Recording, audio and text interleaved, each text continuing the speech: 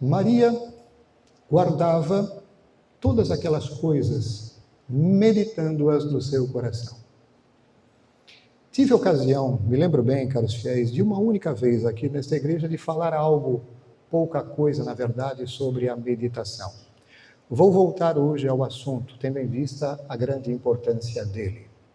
Lembrando que a meditação é uma forma de oração. Bom, por falar nela, vamos lá. Classificação geral. A oração se dá, de maneira geral, em 2 graus. O primeiro grau de oração, ao alcance de todos, aliás, é o da oração vocal. Aquela forma de oração que se manifesta, obviamente, não é? Com os lábios, ou até mesmo, enfim, quando nós pronunciamos a oração, com as palavras de nossa linguagem articulada, e que constitui a forma quase única da oração pública da igreja, da oração litúrgica, como a gente percebe. O segundo grau de oração corresponde à meditação.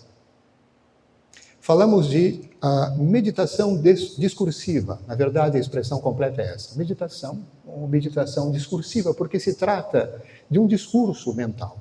Se trata de um raciocínio, de uma elaboração, de cogitação a partir de verdades eternas, a partir de fatos da nossa fé. Cogitação.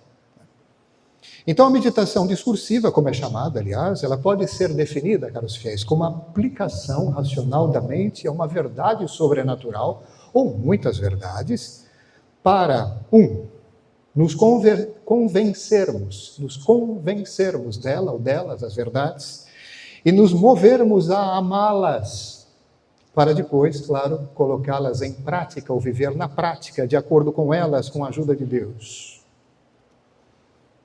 A aplicação racional da mente é o elemento mais típico e característico da meditação, que a distingue perfeitamente dos demais tipos de oração mental. Por isso que ela recebe o nome de meditação, porque ela tem isso de particular.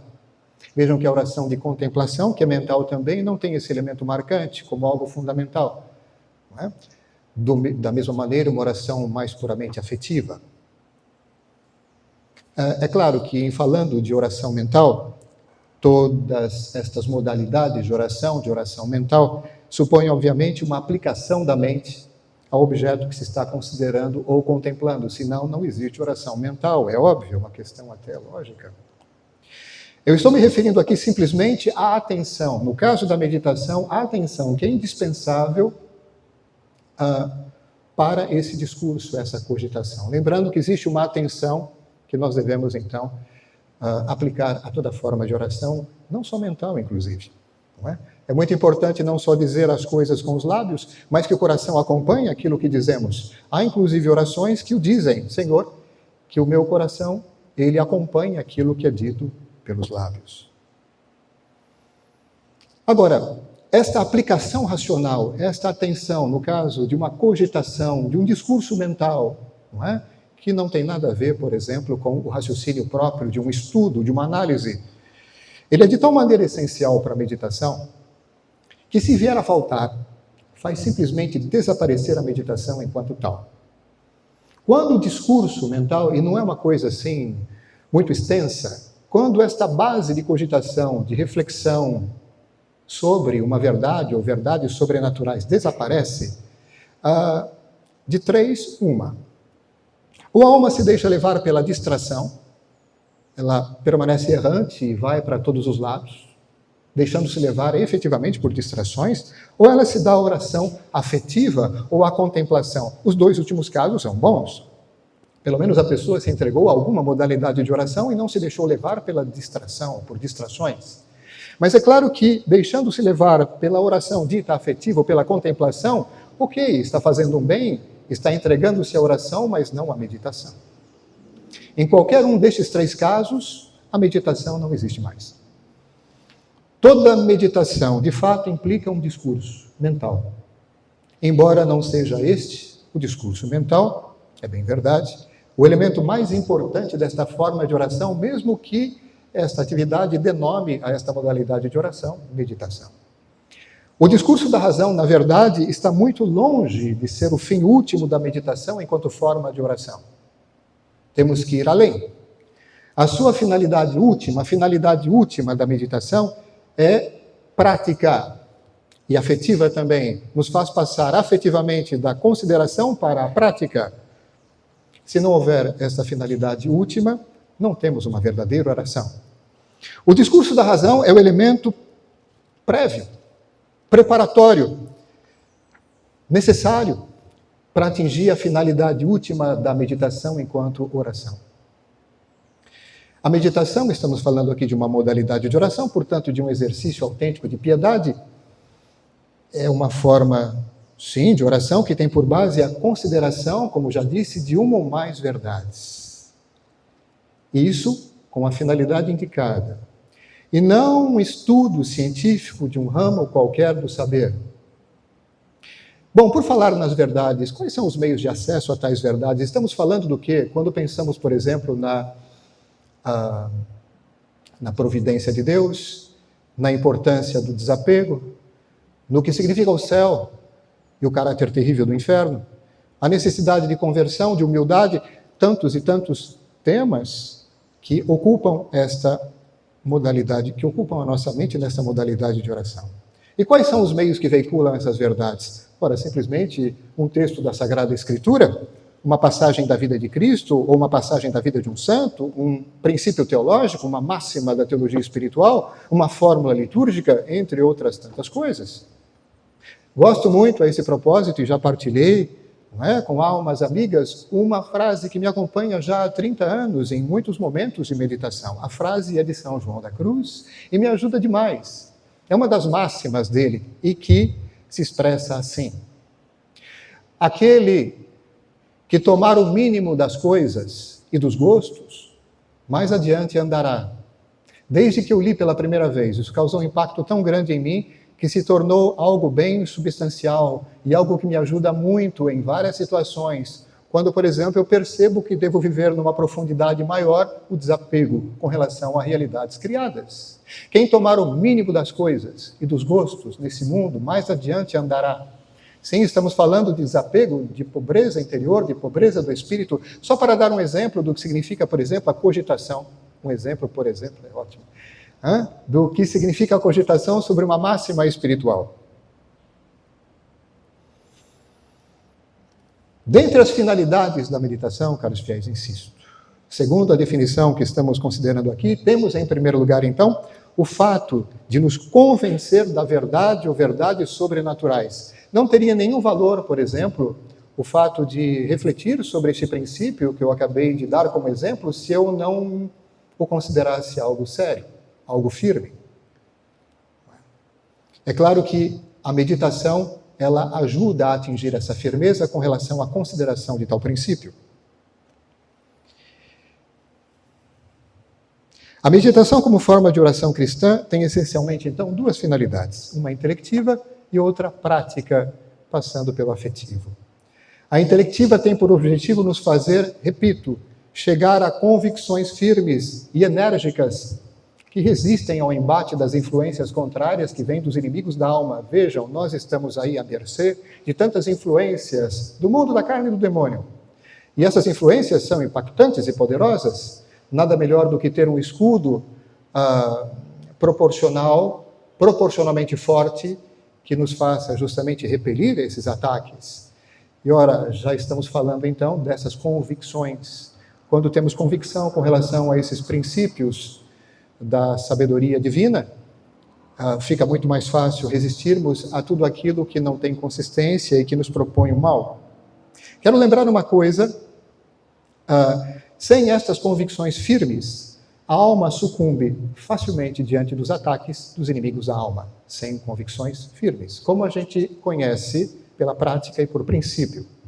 Uma outra coisa que eu quero lembrar, o puramente sentimental, algo que está muito em voga na prática, enfim, de tantas coisas na igreja, o puramente sentimental e sensível pode produzir um efeito momentâneo de felicidade e paz. Momentâneo, euforia. Mas não tendo seu apoio, fundamento na convicção firme, na firme convicção intelectiva, deixa-se levar facilmente a alma sem resistência ao menor sopro de paixão desordenada.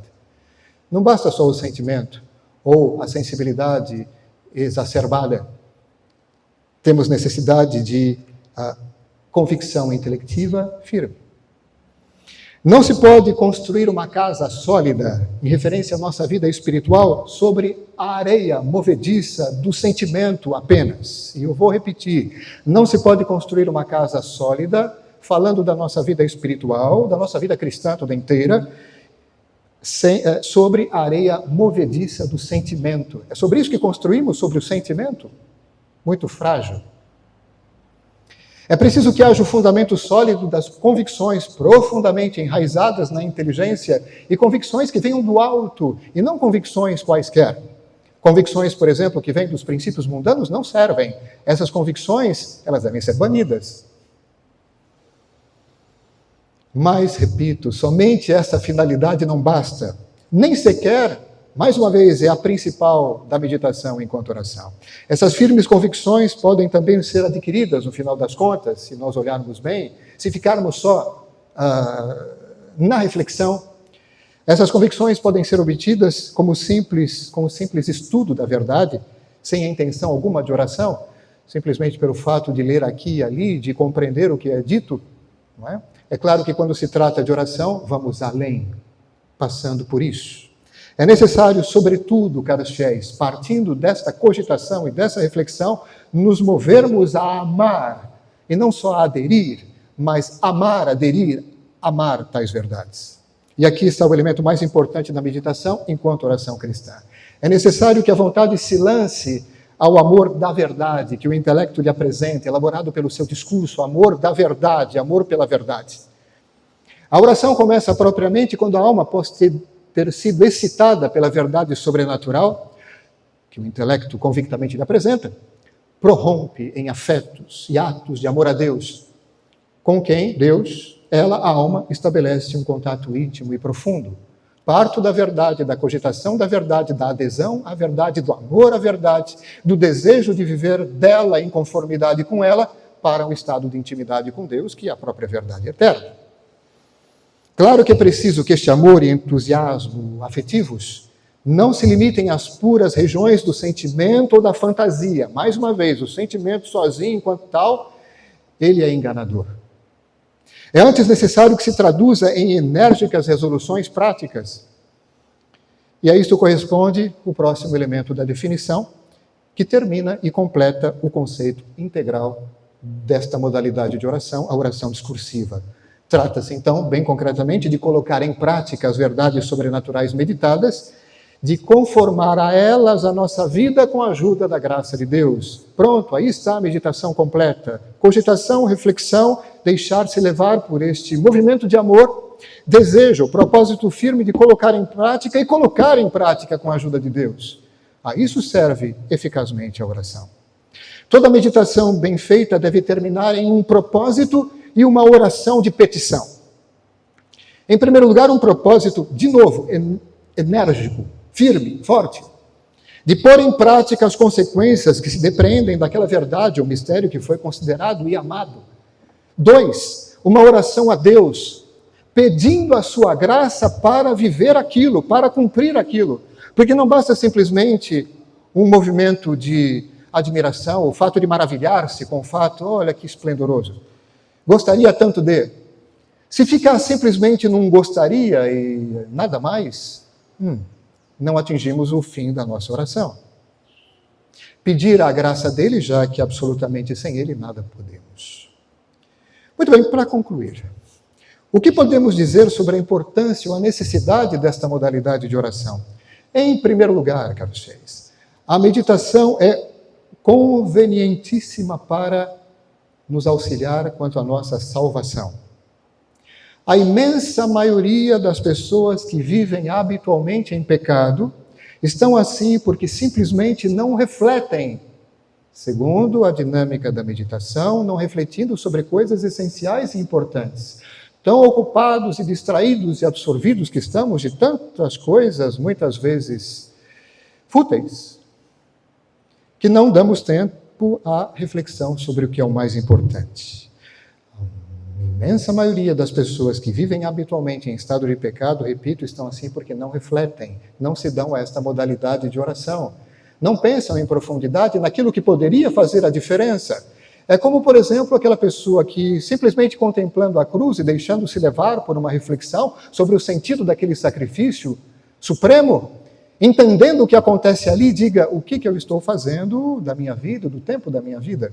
Simplificando bastante, algo que é muito mais profundo e complexo do que eu acabei de apresentar. Quando se trata, por exemplo, de uma pessoa, de uma alma que se deixa tocar por Deus através da simples contemplação da cruz, na consideração do sentido daquele sacrifício. Ora, é dito, alguns santos disseram que o demônio tem verdadeira ojeriza a que as pessoas considerem o sacrifício de Cristo na cruz, porque essa consideração é sumamente poderosa para mudar a nossa vida em 180 graus. No fundo, falando das pessoas que estão assim como que entorpecidas, tais pessoas não têm um mau coração, nem sentem inimizade alguma com as coisas de Deus ou de sua salvação eterna. Não existe uma hostilidade ou uma repulsa, não. Mas, entregues de uma maneira febril, quem sabe desenfreada às atividades puramente naturais, tantas vezes honestas, mas se for excessiva a entrega, aí já não é uma coisa boa, não é? Entregues de maneira excessiva às atividades puramente naturais, negócios, diversões, e esquecidos inteiramente dos grandes interesses de sua alma, se deixam mais facilmente levar pelos ímpetos de suas paixões desordenadas. Estamos distraídos, não estamos focados naquilo que realmente importa. Eis, fundamentalmente, em grande parte, a causa de tantos dos nossos pecados. Chegando, mesmo assim, a permanecer anos, e às vezes a vida inteira, submersos no pecado, porque não nos permitimos uma reflexão um pouco mais profunda, segundo a dinâmica própria dessa modalidade de oração, que é a meditação, que nos leva a algo eficaz. Nos passa da cogitação, através do amor, para a prática efetiva, por amor daquilo que nós consideramos. Então, a ausência absoluta de todo o movimento de introspecção é um grave mal no que diz respeito à nossa salvação. Santo Afonso de Ligório afirma, a esse respeito, que a oração mental é incompatível com o pecado. Se uma pessoa se dedica seriamente à oração mental, ela vai se livrar mais facilmente do pecado, desde que ela o considere segundo toda a sua significação, é claro. Com os demais exercícios de piedade, caros fiéis, tudo mais que a gente fizer, a alma até pode seguir vivendo no pecado. Eu conheço pessoas que dizem assim: mas eu rezo isso, rezo aquilo e nada muda. Não é? Claro, é preciso, num acompanhamento mais tranquilo, verificar de que forma a pessoa pratica aquele exercício de piedade, porque não basta simplesmente garantir a materialidade do ato. É necessário ver com que intenção, com que disposições, a humildade encontra que espaço aqui, entendem?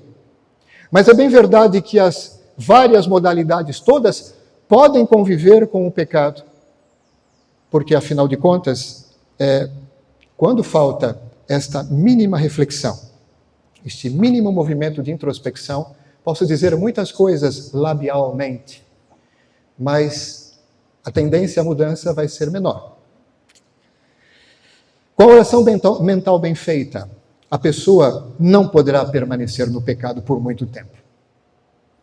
Ou deixará a oração, ou deixará o pecado. Uma pessoa que faz oração mental, oração de meditação de forma bem feita, não tem como. Ela vai se sentir incomodada, porque a oração mental nos leva justamente a considerar, sabe aquela história de arrancar as máscaras e os obstáculos e de enxergar a coisa de maneira direta, sem nenhum obstáculo, sem máscaras. Não tem para onde fugir. Ou nós encaramos a oração de meditação com tudo que ela propõe, encarando de fato, de frente a verdade, ou então nós fugiremos dela, incomodados que estamos, e aí permaneceremos do mesmo jeito. É, pois, de grande importância, caros fiéis, como já entendemos, para a salvação eterna, a prática assídua e cuidadosa da verdadeira meditação cristã. Bom, isso com relação à salvação. Além de ser convenientíssima para salvar-se, como acabamos de considerar, a meditação é ainda absolutamente imprescindível para quem quiser aspirar à santidade. Não tem como se santificar sem ela. Vejam só, quando falamos deste tipo de oração, dessa modalidade de oração, falamos de algumas disposições, atitudes ou virtudes que lhes são conexas. Por exemplo, o conhecimento de si mesmo, a humildade profunda, o recolhimento, a solidão. E quantas pessoas fogem disso, têm medo do silêncio, têm medo de encarar-se e de encarar a Deus. A mortificação dos sentidos e outras muitas coisas absolutamente necessárias para chegar à perfeição. Essas coisas dificilmente se concebem, sendo mesmo moralmente impossível que se faça sem uma vida séria de meditação, bem preparada e assimilada. Vejam, estou falando aqui de elementos fundamentais, não só para uma boa prática de oração, mas para a solidez da nossa vida espiritual e do processo de santificação. Se a meditação nos garante acesso a tudo isso, bem-vinda! E se dela depende o acesso mesmo generoso a tudo isso e certo, bem-vinda! A alma que, aspirando à santificação, entrega-se. Vou comentar uma coisa que diz respeito a mim. Padre, a ação apostólica é algo para mim. Já como religioso, de vida ativa, vicentino e como padre. Não é? Fora de um mosteiro, fora da cartucha. A minha vida é ativa. Eu me entrego ao apostolado completamente. E lembrando aquilo que São Bernardo disse um dia para o Papa da época, vocês vão me perdoar, não lembro qual. O Papa se aconselhava com São Bernardo, que um dia disse a ele, como diretor espiritual do Papa, poxa, ter um diretor espiritual como esse, eu queria. São Bernardo disse para o Papa, percebendo o quanto que ele estava colocando os pés pelas mãos por conta de medida, e não por conta de desordem com relação a coisas erradas que fizesse o Papa com relação à matéria dos seus atos.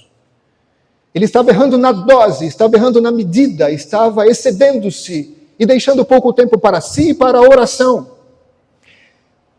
E a coisa era tão séria que São Bernardo, amando a alma do Papa, disse, santidade, abandone essas malditas ocupações.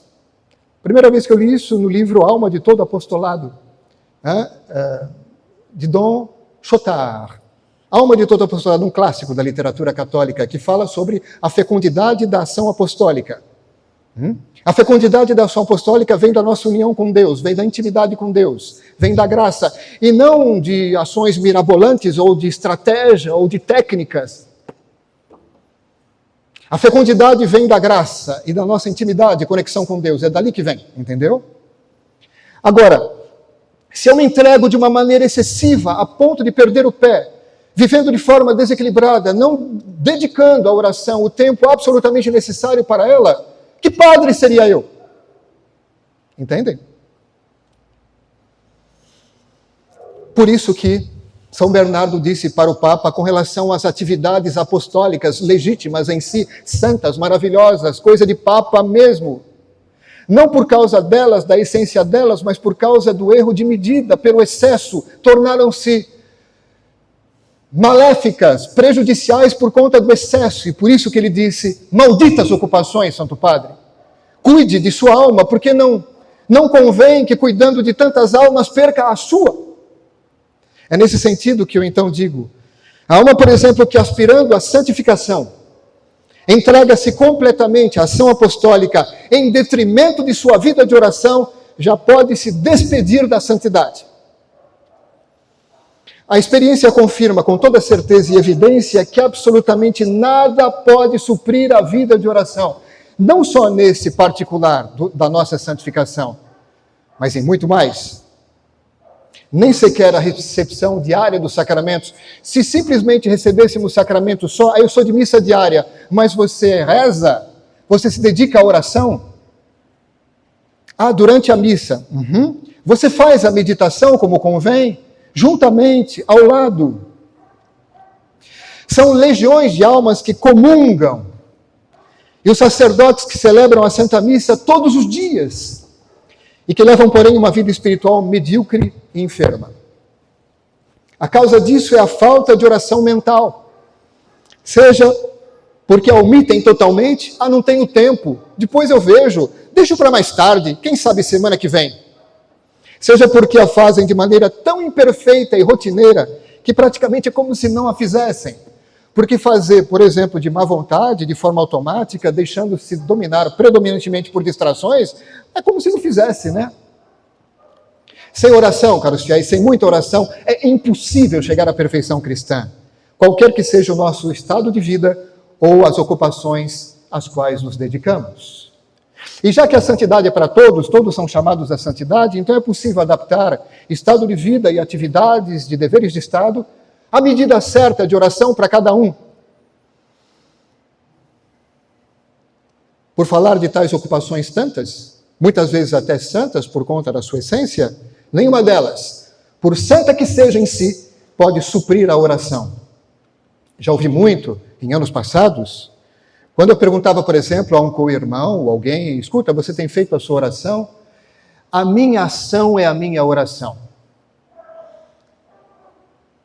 Embora eu possa, é claro, elevar sempre o meu pensamento, o meu coração para Deus em tudo o que eu fizer, já, por exemplo, dizendo no início de cada coisa, Senhor, é por vosso amor que eu faço, é absolutamente necessário destinar tempos, separar tempos exclusivamente dedicados à oração. É isso.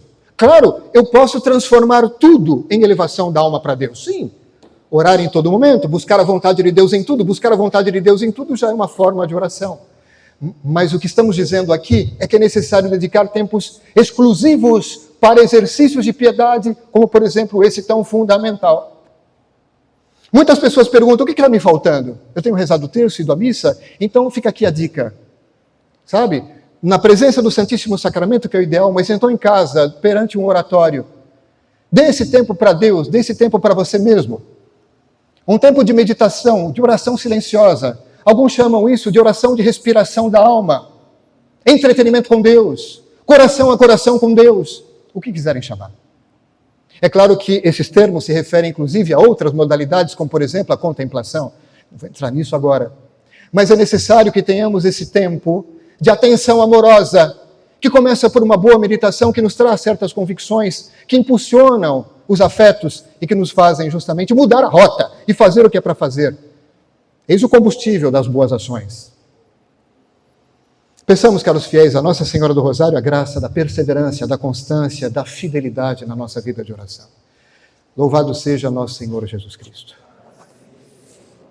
Em nome do Pai, do Filho e do Espírito Santo.